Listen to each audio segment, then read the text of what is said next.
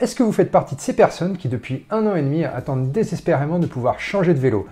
Ou alors, est-ce que vous en avez marre de voir ça à chaque fois que vous voulez commander un vélo ou une pièce de rechange? Aujourd'hui, c'est une vidéo un peu différente de d'habitude et on va parler un peu de la pénurie qui touche ce secteur depuis le début de la crise Covid.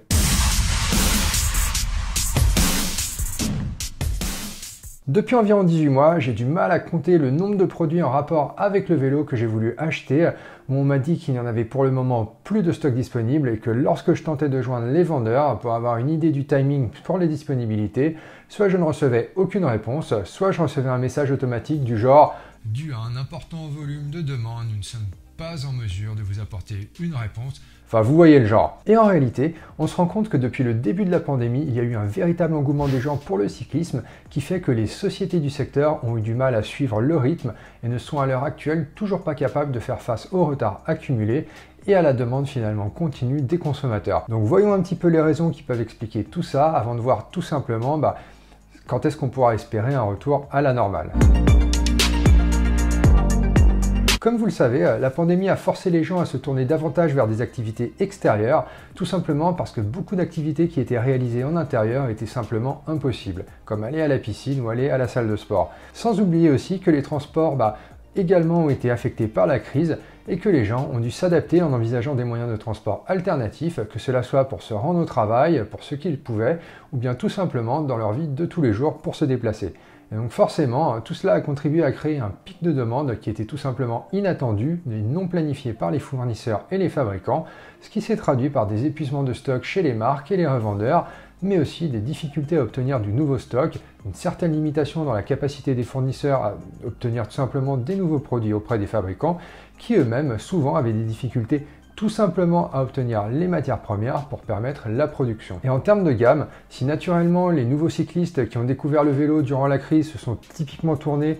pour un premier vélo vers des modèles de type entrée de gamme ou milieu de gamme, une fois les stocks épuisés, la forte demande s'est aussi propagée vers les modèles plus haut de gamme, à tel point aujourd'hui finalement que la pénurie touche en réalité l'ensemble du secteur, de l'entrée de gamme au haut de gamme. Et on notera aussi que de manière incidente, les prix des vélos, les composants et les accessoires de vélo ont également augmenté ces derniers mois, ce qui peut s'expliquer tant à cause de l'augmentation du prix de certaines matières premières que d'une augmentation finalement de la demande alors que l'offre était finalement relativement limitée.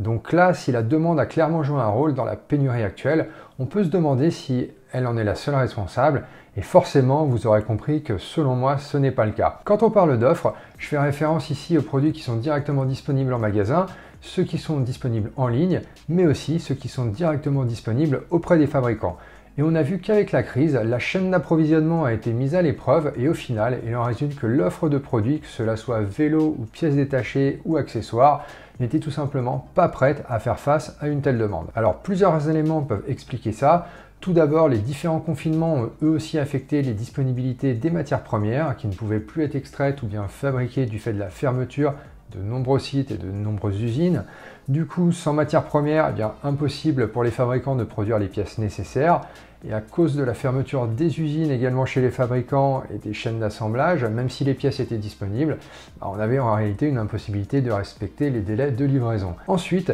et cela vaut autant pour les matières premières que pour les produits finis, la crise a créé un énorme problème d'acheminement. On a vu une énorme réduction du trafic aérien de passagers ces derniers 18 mois, et même si les compagnies transportant du cargo ont plutôt bénéficié de la situation, ce n'était tout de même pas assez pour compenser la baisse du transport de fret réalisé par les compagnies aériennes non spécialisées dans le cargo. Et à ça, on peut naturellement rajouter le blocage du canal de Suez qui a entraîné de très importants retards de livraison pour tous les produits qui transitent par cette route. Donc la combinaison de ces différents facteurs explique également en partie pourquoi nous connaissons à l'heure actuelle une limitation dans l'offre de vélos, de pièces détachées et d'accessoires,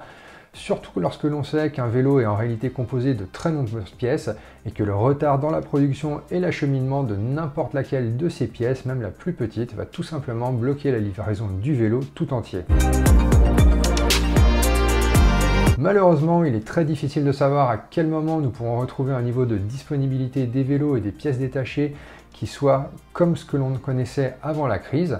On voit en lisant quelques articles sur le sujet que les délais de production sont pour le moment de 20 à 24 mois, alors qu'ils avaient été davantage entre 8 et 12 mois avant la pandémie. Et pour le moment, il y a, semble-t-il, pas réellement d'indication de retour à la normale dans l'immédiat, mais plutôt des prédictions d'un potentiel retour à la normale vers la fin 2022. On voit aussi que beaucoup d'acteurs du marché, comme Shimano, ont récemment déclaré avoir réalisé d'importants investissements afin de booster leur chaîne de production, ce qui devrait naturellement également aider à rétablir une situation proche de la normale au plus vite. Mais après, comme on le sait tous, c'est quelque chose qui est très changeant au final, et une situation qui n'a au fond jamais été vécue précédemment, et qui est donc susceptible d'évoluer sans que l'on puisse réellement prédire comment. Voilà pour aujourd'hui, une vidéo un petit peu différente de d'habitude, mais je voulais simplement partager avec vous quelques réflexions sur le sujet. Si vous avez des commentaires, vous savez où nous les laisser, et moi je vous dis à bientôt pour une prochaine vidéo.